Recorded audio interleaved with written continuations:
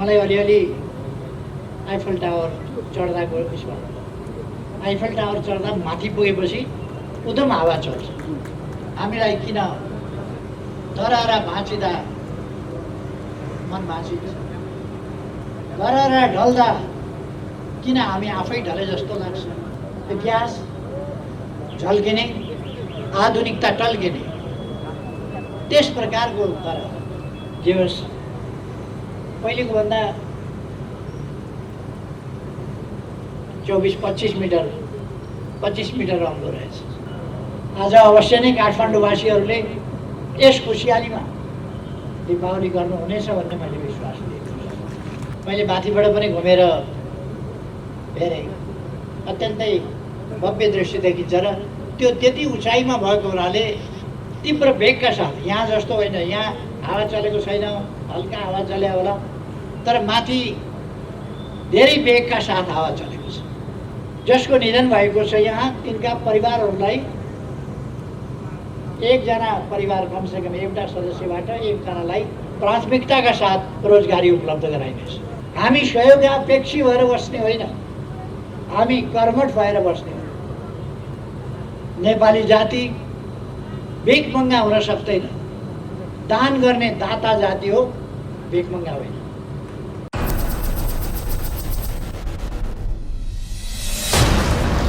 यस ऐतिहासिक कार्यक्रमका अध्यक्षज्यू, माननीय उप प्रधानमन्त्रीज्यू, मन्त्रीज्यूहरू, माननीय ज्यूहरू, मुख्य सचिवज्यू, प्रधान सेनापतिज्यू र विभिन्न सामाजिक जीवनका अनेक क्षेत्रहरूमा महत्त्वपूर्ण योगदान गर्नुभएको, पुनर्निर्माण सम्पन्न भएको र पुनर्निर्मित धरहराको 20औं तल्लाबाट पुष्पवृष्टि गरेर यसको उद्घाटन गर्न पाउँदा अत्यन्तै खुसी लागेको छ। यसका बाँकी कामहरू योसँग प्रत्यक्ष सम्बन्धित नभए पनि त्यसै आयोजनाभित्रका कामहरू सकेसम्म छिटै सफलतापूर्वक सम्पन्न गर्न म सम्बद्ध सबै पक्षहरूलाई, मित्रहरूलाई आग्रह गर्न चाहन्छु, आह्वान गर्न चाहन्छु। यो निर्माण गर्ने काममा डिजाइनका कामदेखि लिएर यसको हरेक पाइला पाइलामा निरीक्षण गर्ने कामदेखि यसको समग्र निरीक्षण, सुपरिवेक्षणका कामहरू गर्दै यो सफलताका बिन्दुसम्म ल्याइ पुर्याउने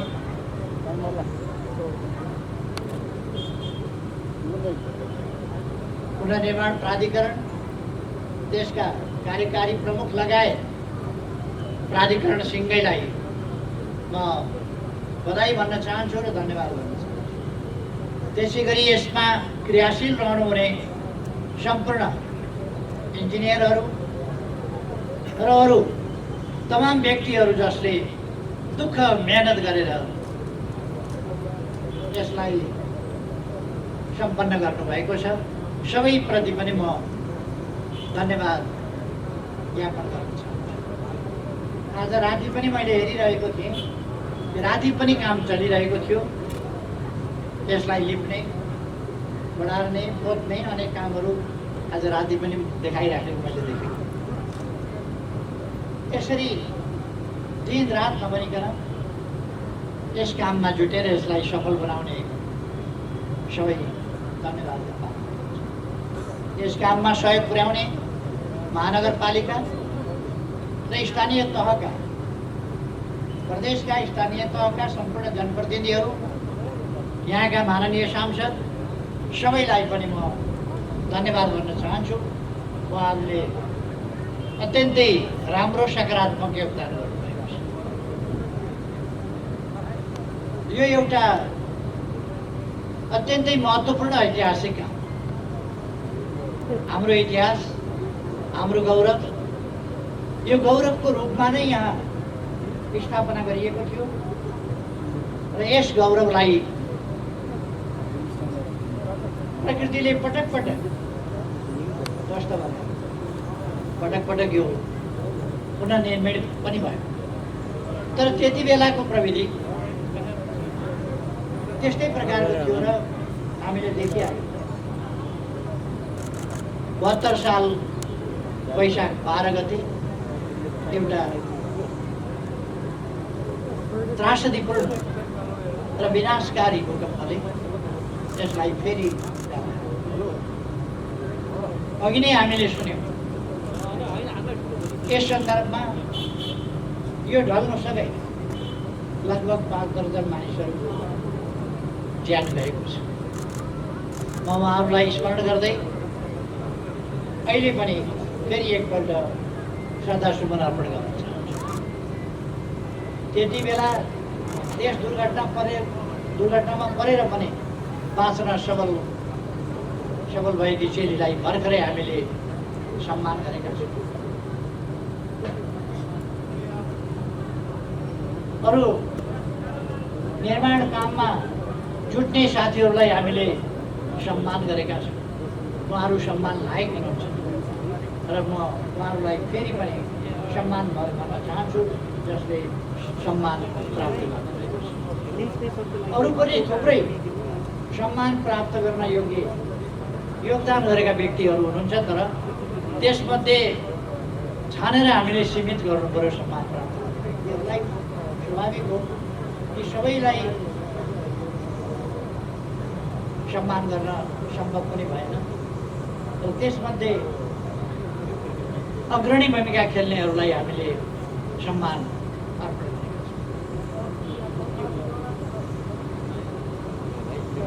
हामीले धरहराको पुनर्निर्माण, एउटा नेपालको गौरव, काठमाडौँ चिनिने एउटा काठमाडौँको परिचय, नेपालको परिचय, नेपालको गौरव र यससँग एउटा इतिहास पनि जोडिएको छ।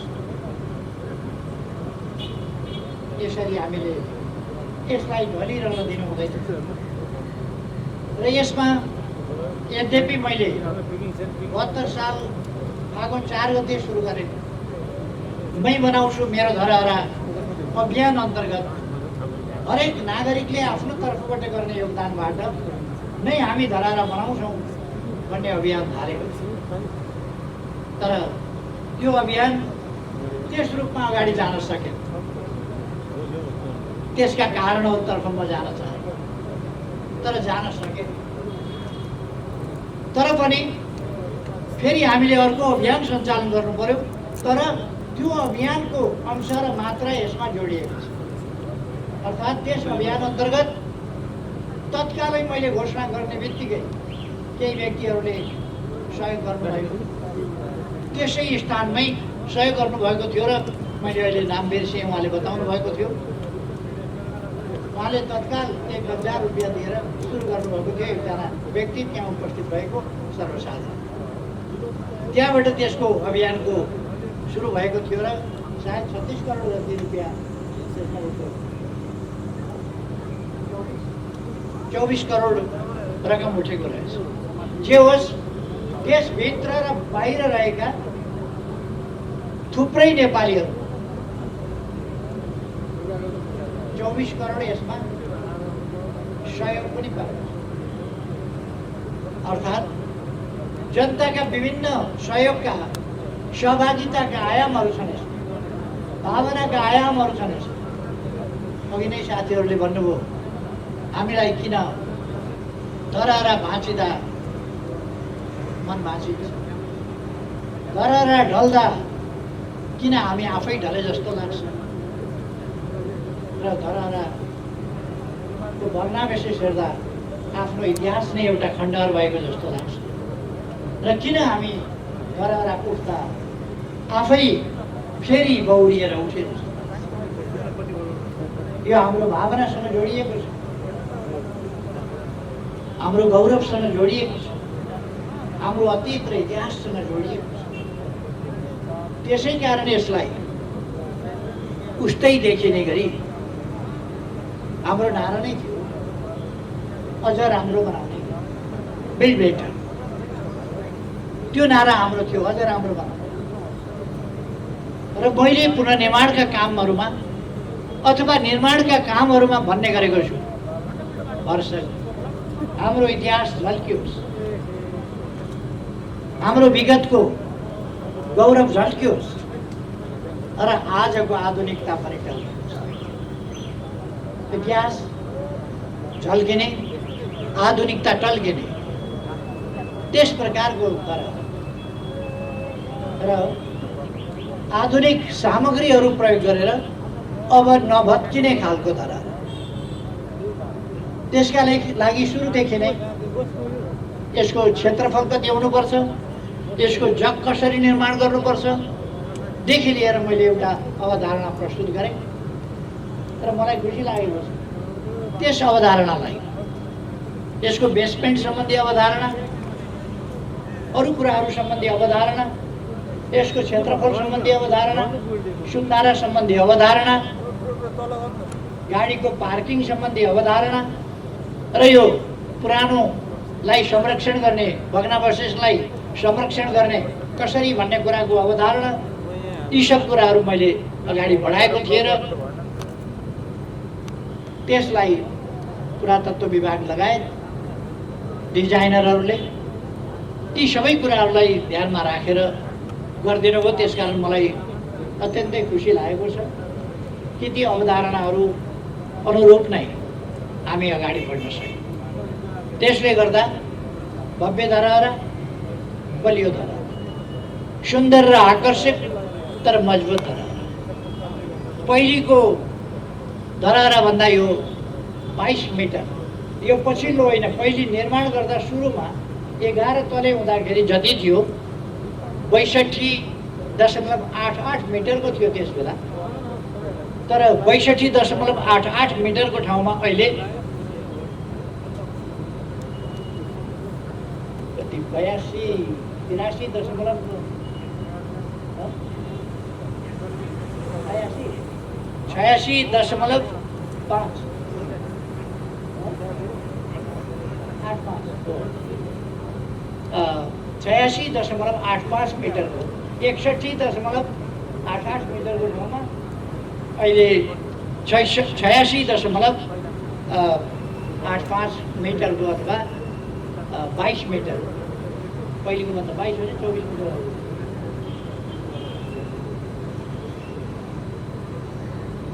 जे होस्, पहिलेको भन्दा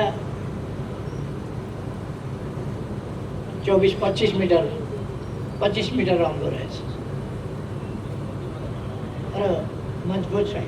यसको जग, यसको बनावट, यसमा प्रयुक्त मेटेरियल सबै हिसाबले यो मजबुत छ। यो खुसी हो। यससँगै हामीले अरू थुप्रै निर्माणका कामहरू गरेका छौँ। अहिले भर्खर हामीले वृत्तचित्रमा हेऱ्यौँ, रानी पोखरीको निर्माण भएको छ। त्यो सम्पन्न भइकन उद्घाटन भइसकेको छ। हामीले दरबार हाई स्कुल, नेपाली सेनाको प्रधान कार्यालय आदि कुराहरू पनि यस बिचमा निर्माण भएका छन्, जो वृत्तचित्रमा पनि अत्यन्त भव्यताका साथ हामीले हेऱ्यौँ। दशरथ रङ्गशालाको पुनर्निर्माण भएको छ र भव्य रङ्गशाला पनि हामीले हेऱ्यौँ। त्यसरी मैले माथिबाट पनि घुमेर हेरेँ, अत्यन्तै भव्य दृश्य देखिन्छ र त्यो त्यति उचाइमा भएको हुनाले तीव्र वेगका साथ, यहाँ जस्तो होइन, यहाँ हावा चलेको छैन, हल्का हावा चल्या होला, तर माथि धेरै वेगका साथ हावा चलेको छ। किनभने त्यो त्यति उचाइमा छ जसले गर्दा त्यहाँ वेगका साथ हावा चल्छ, जसलाई कुनै चिजले पनि छेकेको छैन। मलाई अलिअलि आइफल टावर चढ्दाको विश्वास, आइफल टावर चढ्दा माथि पुगेपछि उदम हावा चल्छ। यसमा पनि मान्छेले जहिलेसुकै जस्तोसुकै गर्मीको मौसममा चढ्यो भने पनि त्यहाँको चिसो हावाले बेग्लै प्रकारको आनन्द दिने गरी यो निर्माण भएको छ। पुनर्निर्माणका अनेक कामहरू हामीले असाधारण ढङ्गले व्यक्तिगत आवासहरू निर्माण गरेका छौँ, स्कुलहरू अस्पतालहरू निर्माण गरेका छौँ, अरू कामहरू भएका छन्। र यस बिचमा यी 3 वर्षहरू नेपालको इतिहासमा विकासको तीव्र गतिको एउटा रफ्तारको र त्यसै अनुसारको परिवर्तनको यो अवधि रह्यो। यी 3 वर्षहरूको अवधि रह्यो। यो अवधि पुनर्निर्माणको अवधि, निर्माणको अवधि, विकासको अवधि, परिवर्तनको अवधि, थुप्रै पक्षहरूमा थुप्रै क्षेत्रहरू यो विकासको अवधि रहेको छ। यति बेला म कोभिड-19ले हामीलाई अगाडिदेखि नै थिल्थिल्याउँदै लग्यो। गएको वर्ष पूर्ण रूपमा हामी कोभिड-19बाट हाम्रो सामाजिक जनजीवन, हाम्रो अर्थतन्त्र र हाम्रा विकास निर्माणका कामहरू, पुनर्निर्माणका कामहरूमा समेत गत वर्ष प्रतिकूल असर पर्यो। तर पनि हामीले हिम्मत हारेनौँ। कोभिडकै बिचमा कामलाई तीव्रता दियौँ। रानी पोखरी निर्माण भयो, अरू कामहरू सम्पन्न भए, धरहरा सम्पन्न भयो कोभिडकै बिचमा। अर्थात् कोभिड भयो भनेर हामी निराश भएर बसेन। कोभिडको सम्बन्धमा अपनाउनु पर्ने सतर्कता अपनाउँदै हामीले निर्माणका कामहरूलाई अगाडि बढायौँ। यति बेला म त्यस त्रासदीपूर्ण दुर्घटनाबाट नेपालभरिमा जुन क्षति भयो त्यो अत्यन्तै दुःखद छ। यहाँ क्षति भएको छ, धेरैको जीवन गएको छ। त्यस सन्दर्भमा यहाँ धरहरा ढलेकोबाट त्यससँग सम्बन्धित दुर्घटनामा जीवन गुमाएका परिवारहरूलाई यहाँ सिर्जना हुने जब अपर्च्युनिटिज, कामका अवसरहरू जो यससँग सम्बन्धित, यहाँ पार्किङ छ, यहाँ गार्डन छ, यहाँ अरू चिज छन्, यहाँ धरहरा छ, यसमा सिर्जना हुने अवसरहरू र यसले यहाँ हुनेमा प्राथमिकताका साथ जसको निधन भएको छ यहाँ तिनका परिवारहरूलाई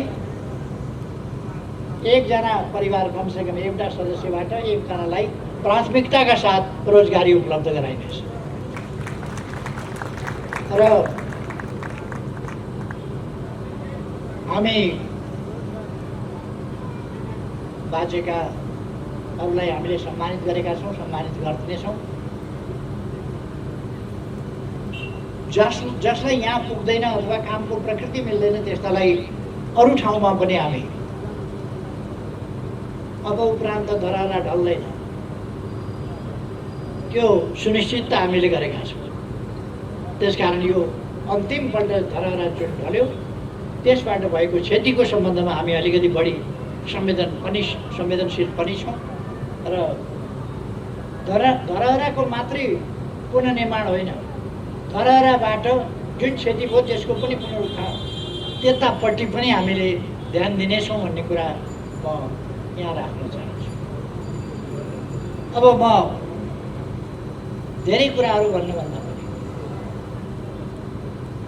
समृद्ध नेपाल, सुखी नेपाली बनाउने हाम्रो राष्ट्रिय आकांक्षा, हामी देशलाई एउटा सुशासनयुक्त, आधुनिक, विकसित, अत्यन्तै सभ्य, सम्भ्रान्त, आकर्षक, सुन्दर, विकसित देशको रूपमा बनाउन चाहन्छौँ, विकास गर्न चाहन्छौँ।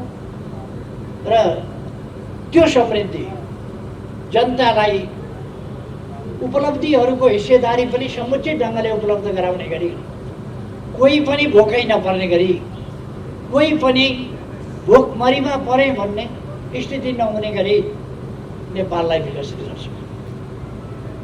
यस बिचमा हामीले सडकभरि देखिने बालबालिकाहरू, त्यो सडकमा देखिने स्थितिलाई अन्त्य गरेका छौँ र अन्त्य गर्दै जानेछौँ। मैले भनेको छु काठमाडौँका सडकभरि सहयोगापक्षी मानवहरू देखा पर्थे, अहिले देखा पर्दैनन्। देखा परे भने उनीहरूको हामी बन्दोबस्त गर्छौँ। त्यसर्थ यो 2078 साललाई हामीले विभिन्न ढङ्गले अनेक कुराहरू नयाँ घोषणा गरेका छौँ। 2078 साल सडक बालबालिका मुक्त, सडक सहयोगापक्षी मानव मुक्त र सडक भिखारी मुक्त नेपाल हुनेछ। सँगै नेपाललाई हामी 78 सालभित्र सडक बालबालिका मुक्त, भिखारी मुक्त र सहयोगापेक्षी मानव मुक्त। कोही पनि अलपत्र हुन पाउँदैन यहाँ, किनभने यहाँ अभिभावकत्व लिने सरकार छ। जो दुखी छ, जो गरिब छ, उसको दुःख, उसको गरिबी, उसका समस्याहरू समाधान गर्ने सरकार छ। यति बेला म नेपाली जनतालाई, सम्पूर्ण दिदीबहिनी दाजुभाइहरूलाई आग्रह गर्न चाहन्छु, देश हामीले बनाउने हो, हामीले बनाउने हो देश, र हामी बनाउन सक्छौँ। हामी सहयोगापेक्षी भएर बस्ने होइन, हामी कर्मठ भएर बस्ने हो। नेपाली जाति भिखमङ्गा हुन सक्दैन। दान गर्ने दाता जाति हो, भिखमङ्गा होइन। त्यसकारण यसलाई दाताको हैसियतमा उठाउन हामीले आफ्नो ठाउँबाट प्रयास गर्न जरुरी छ। हामीले हाम्रो देशलाई सम्पन्न र एउटा दाता राष्ट्रको रूप, अहिले त हामी दाता कहाँ भेटिएला भनेर सहयोगको अपेक्षा गर्ने अवस्थामा छ। यस अवस्थालाई हामीले फेर्नुपर्छ। हामीसँग स्रोतहरू छन्, हामीसँग खनिजहरू छन्, हामीसँग उर्वर जमिन छ, हामीसँग नदीनालाहरू छन्, हामीसँग हिमाल छ, हामीसँग पहाडहरू छन्, हामीसँग उपत्यकाहरू छन्, हामीसँग तराई छ, हामीसँग भौगोलिक विविधता छ, जैविक विविधता छ, वनस्पतीय विविधता छ। यो साधारण कुरो होइन। हामीले विविधता अनुरूपका उत्पादनहरू गर्न सक्छौँ। हामी खाद्य वस्तुहरूको उत्पादन, आवश्यक उपभोग्य सामग्रीहरूको उत्पादन गर्न सक्दछौँ। त्यसका लागि चाहिने कच्चा पदार्थ हामी आफ्नै देशमा पाएसम्म आफ्नै देशको उत्खनन गर्छौँ, प्रशोधन गर्छौँ र त्यसलाई कच्चा पदार्थको रूपमा अगाडि बढाउँछौँ। हामीले तेल खानीको अन्वेषण गरिरहेका छौँ। हामी फलाम खानीको अन्वेषण गरेर अब फलाम खानी सुरु गर्ने दिशामा अगाडि बढिरहेका छौँ। त्यसो गरेपछि हामीसँग आइरन एन्ड स्टिल, त्यसको लागि बाहिर जानु पर्दैन। हामी अरू अटोमोबाइल्स आदिका फ्याक्ट्री, इलेक्ट्रोनिक गुड्स, त्यसका निम्तिका सामग्रीहरू आफै उत्पादन गर्न सक्छौँ।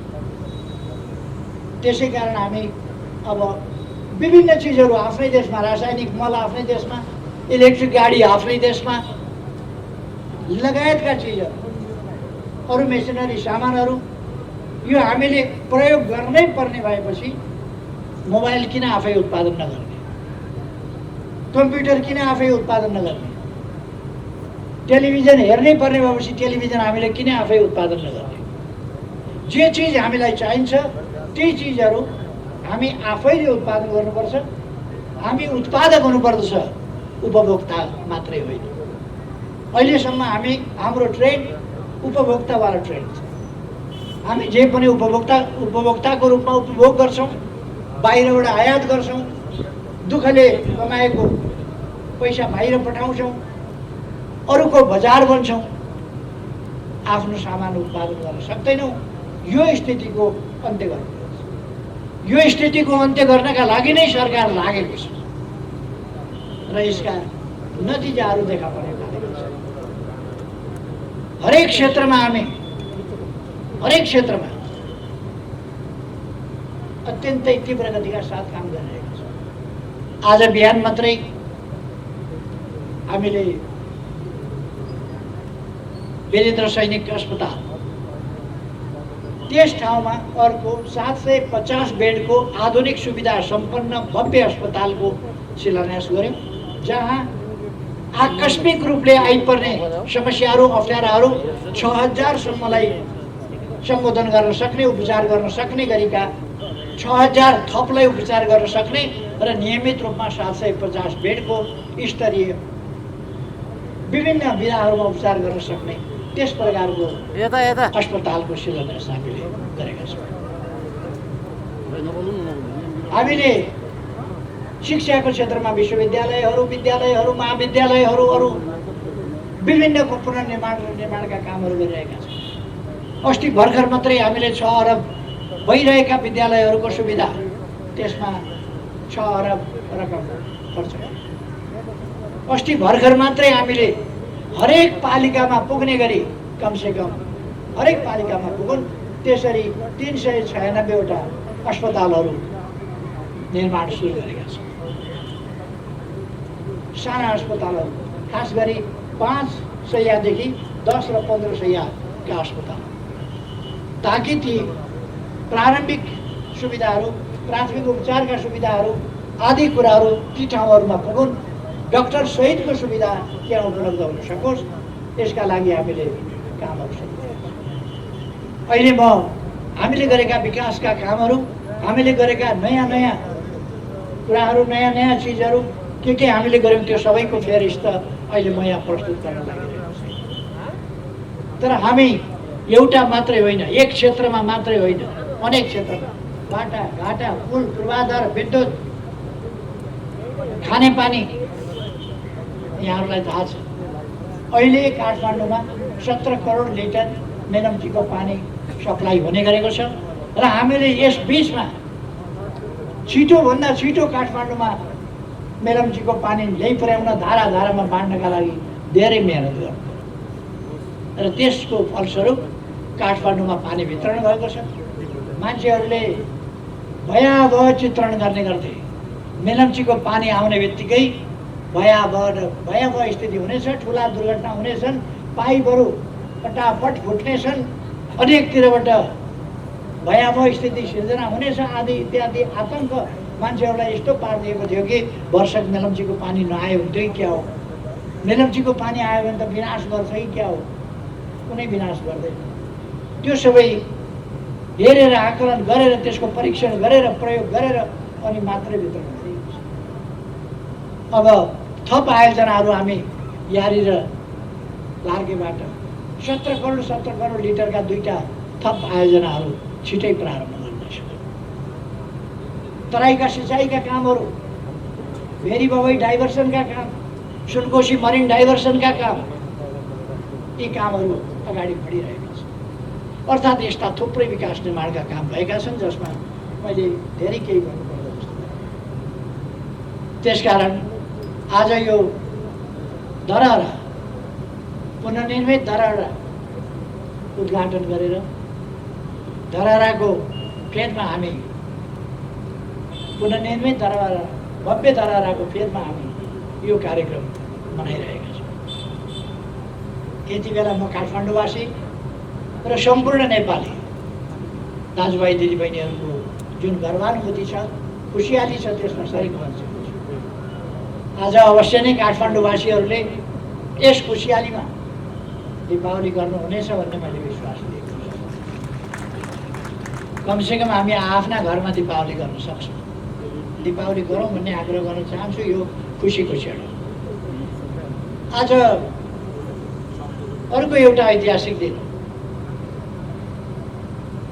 दरबार हत्याकाण्डपछि फेरि बनेको निरङ्कुश राजतन्त्र, त्यसले जनताका अधिकारहरू खोसेर एउटा निरङ्कुश अन्धकार युगतिर नेपाललाई फर्काउन खोजेको थियो। नेपाली जनताका सचेत प्रयासले आजकै दिन 15 वर्ष अगाडि 63 साल